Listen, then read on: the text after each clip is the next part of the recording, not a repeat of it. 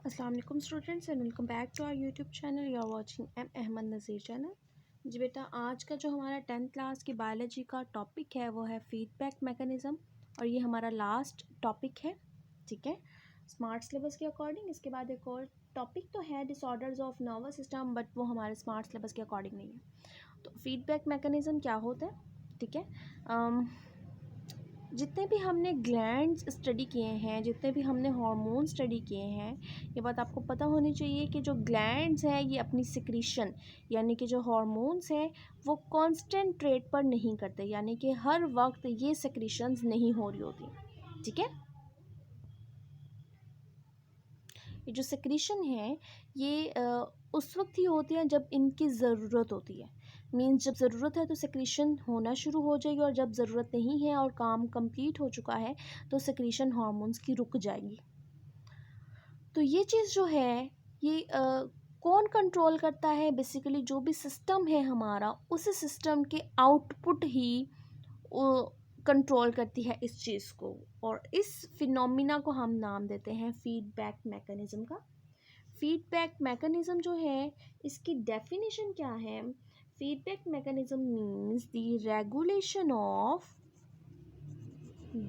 regulation of a process by the output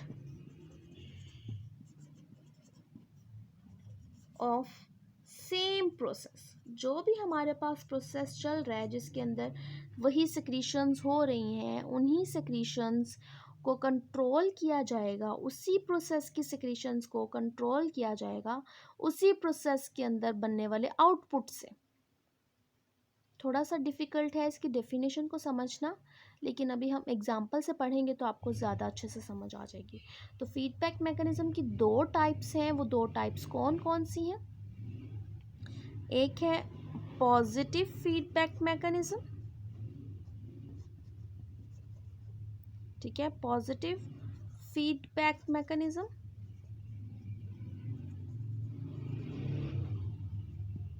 और दूसरा है नेगेटिव फीडबैक मैकेनिज़्म।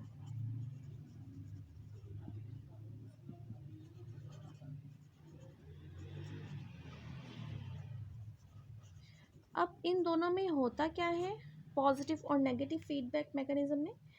अगर हमारे पास कोई भी एक सिक्रीशन है, ठीक है, और उस एक सिक्रीशन की वजह से, यानी कि जब इस सिक्रीशन ने ये हार्मोन रिलीज़ हुआ, इस हार्मोन का रिलीज़ होना किसी भी दूसरे हार्मोन की सिक्रीशन को इनिशिएट करवा दे, या कोई भी आउटपुट, क्योंकि हमने बात की कि ये जो आउटपुट है ये आउटपुट जो है सिक्रीशन को मज़ीद बढ़ाती रहे।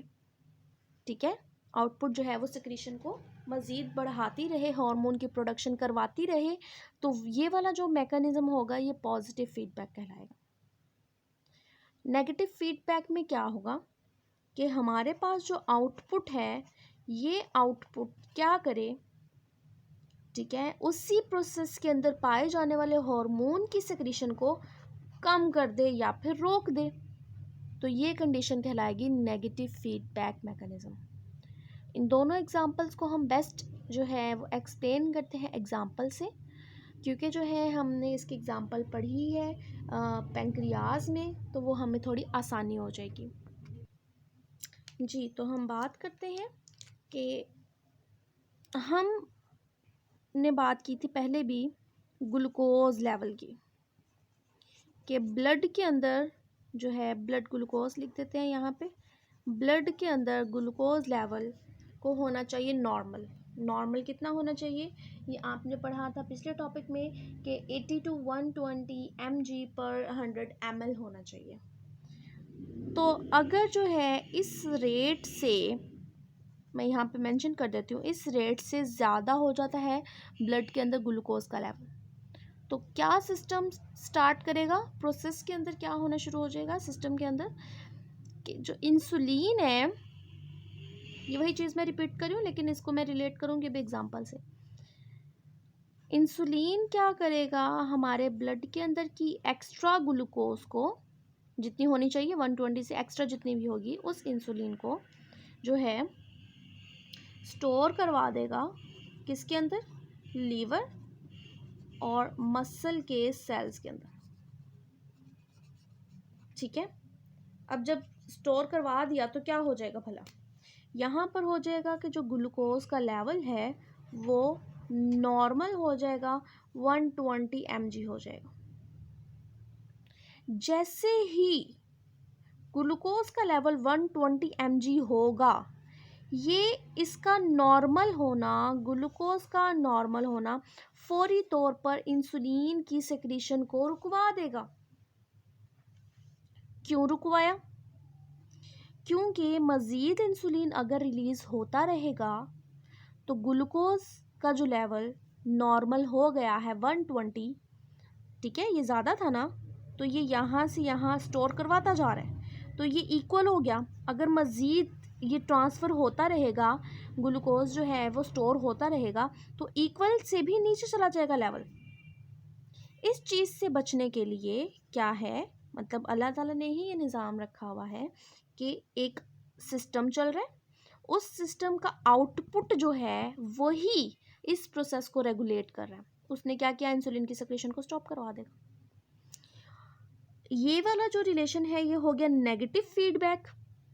अगर इस तरफ से देखा जाए कि ये एक ही सिस्टम की बात है, एक ही सिस्टम के अंदर जब ग्लूकोज का लेवल नॉर्मल से ज़्यादा होता है, ये इंसुलिन की सेक्रेशन को इनिशिएट करवाता है। तो ग्लूकोज का लेवल ब्लड के अंदर नॉर्मल से ज़्यादा होना इंसुलिन को सेक्रेट करवाता है, ये कहलाएगा पॉजिटिव फीडबैक मैकेनिज्म। और दूसरी तरफ हम बात करें कि ग्लूकोज का लेवल नॉर्मल हो जाता है तो वो इंसुलिन की सेक्रेशन को रुकवा देता है, ये कहलाएगा नेगेटिव फीडबैक मैकेनिज्म। तो ये बेटा दोनों जो है पॉजिटिव और नेगेटिव फीडबैक मैकेनिज्म की एग्जांपल्स हो सकती हैं, आप इसे अच्छे से समझिए। और जब भी सवाल आए पॉजिटिव की, नेगेटिव फीडबैक मैकेनिज्म की, तो उसकी डेफिनेशन के साथ इसकी एग्जांपल ज़रूर दें। इसके अलावा एक और है एग्जांपल कि सकलिंग एक्शन ऑफ बेबी।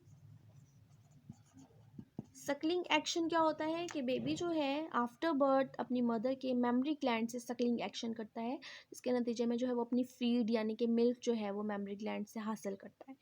तो सकलिंग एक्शन, जितनी ज़्यादा सकलिंग एक्शन होगा बेबी का, उतना ही ज़्यादा वो मेमरी ग्लैंड ग्रो करेंगे और उनके अंदर जो है मिल्क की प्रोडक्शन और इजेक्शन जो है वो ज़्यादा होगी।